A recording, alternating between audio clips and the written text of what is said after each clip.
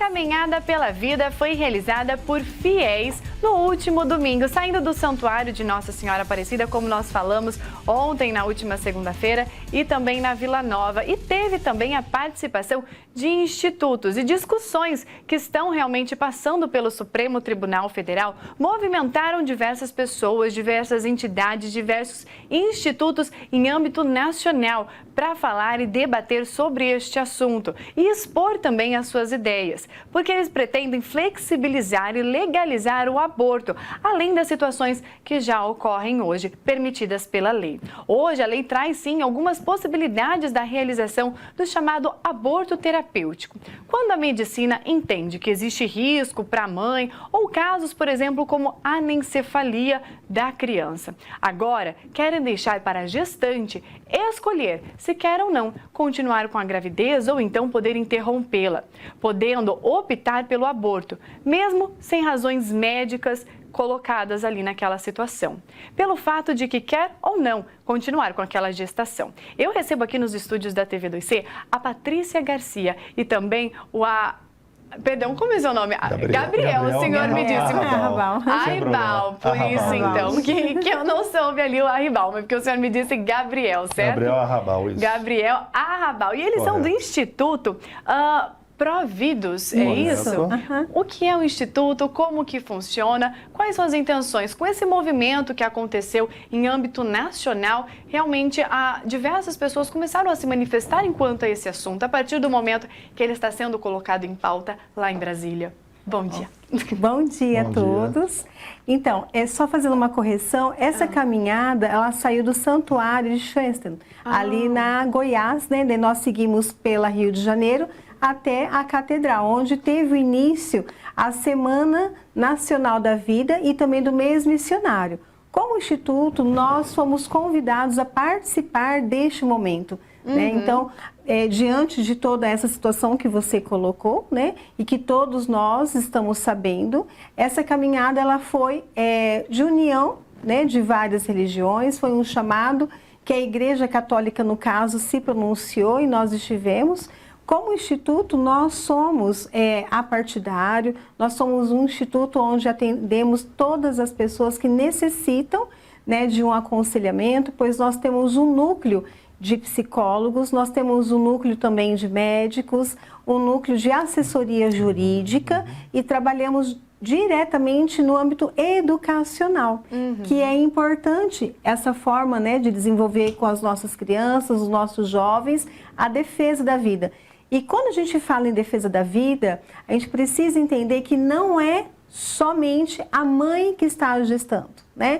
Então, a defesa da vida é desde a sua concepção até o seu fim natural. Então, o idoso também, o Instituto tem este olhar. Então, nós precisamos entender que essa fala que a DPF 442, ela diz, né? Ela coloca para abranger o aborto, né, em todas as etapas ali até 12 semanas. Eu trouxe o bebezinho, né, de 12 semanas para vocês darem uma olhadinha, o menorzinho.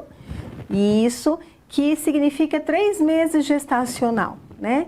E aí, quando a gente passa nessa evolução, nós chegamos no bebê maior de 33 semanas e depois cada um de nós que estamos aqui. Então, é importante preservar a vida, né, tomar esse zelo, esse cuidado e, logicamente, colocar e pedir para os nossos vereadores, os nossos deputados, as moções dentro das prefeituras, dentro das câmaras dos vereadores, para o que? Apoiar o Senado, apoiar toda essa construção a favor da vida.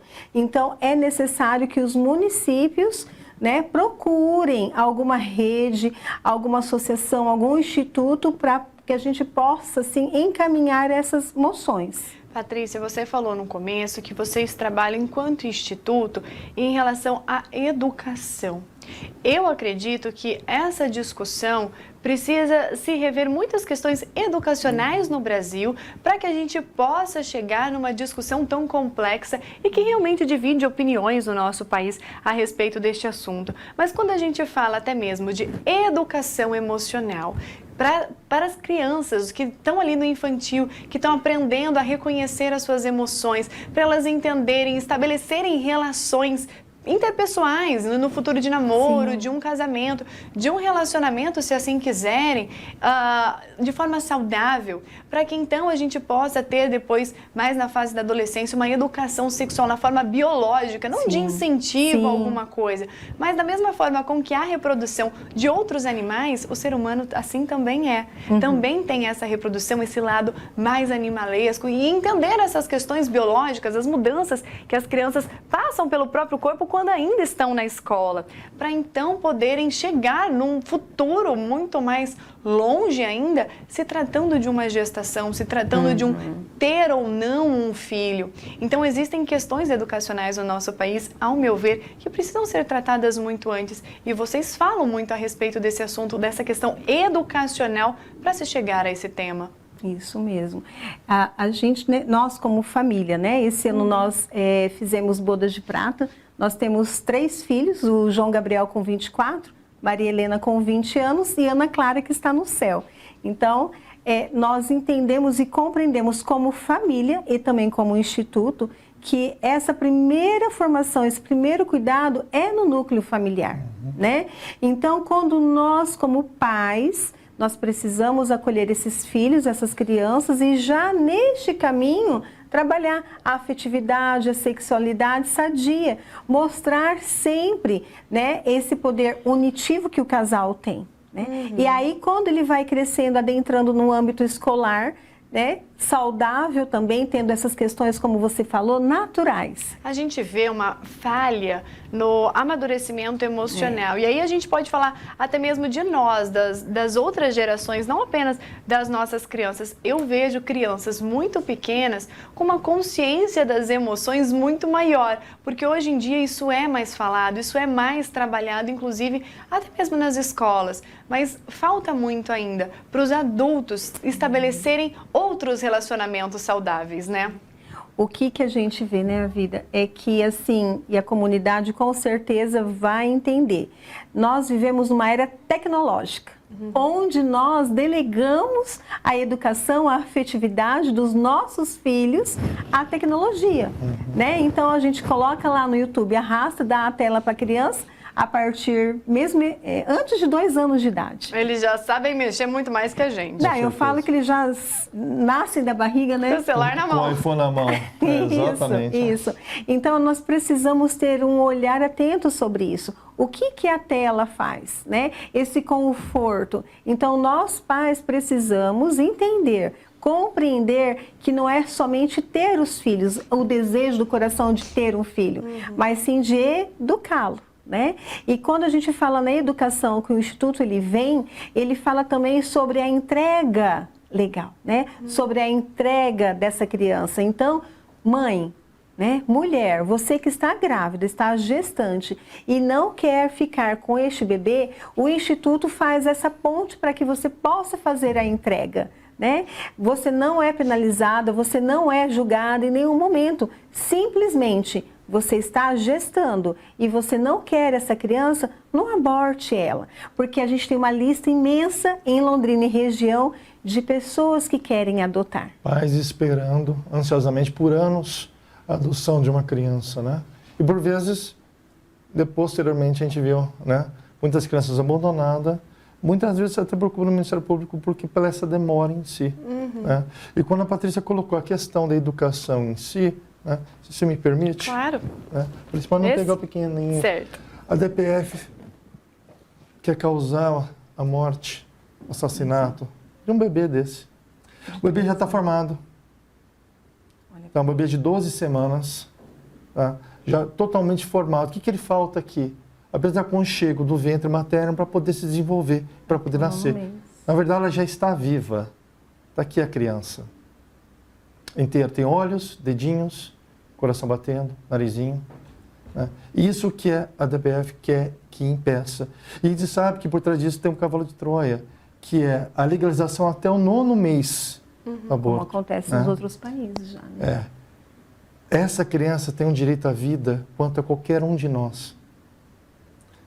É interessante que quem pede o aborto é que está vivo, né?